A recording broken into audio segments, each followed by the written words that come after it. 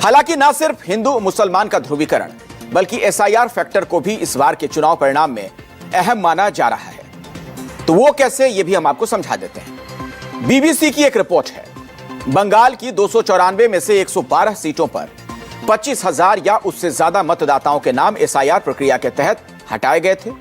इन 112 सीटों में से 72 सीटों पर बीजेपी को जीत मिली। वहीं 39 सीटें टीएमसी के हिस्से में आई हैं, जबकि 2021 की स्थिति इससे पूरी तरीके से उलट थी। इन 112 सीटों पर 2021 में बीजेपी को महज 26 और टीएमसी को 86 सीटें मिली थी। इंडियन एक्सप्रेस द्वारा किए गए एक विश्लेषण के मुताबिक 187 सीटों पर 5,000 से ज्यादा नाम हटाए गए और इन 187 सीटों में से 47 सीटों पर हटाए गए मतदाताओं की संख्या जीत के अंतर से ज्यादा है। जनसत्ता के एक आकलन के मुताबिक एसआईआर की प्रक्रिया के दौरान कुछ सीटों पर वोट बढ़े भी। ऐसे 14 सीटों का आकलन किया गया जहां कम से कम 16,000 वोट बढ़े हैं। और दिलचस्प बात तो यह है कि इन 14 सीटों में से 13 पर बीजेपी को जीत मिली, जबकि पिछली बार इन 14 में से 6 सीट ही बीजेपी जीतने में कामयाब हो पाई थी।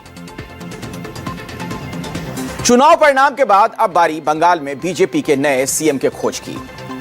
सूत्र हमें यह बता रहे हैं कि आने वाले 9 मई को बंगाल में बीजेपी सरकार का शपथ ग्रहण समारोह हो सकता है, लेकिन इस सरकार का मुखिया कौन होगा, अब तक उनके नाम का ऐलान नहीं किया गया।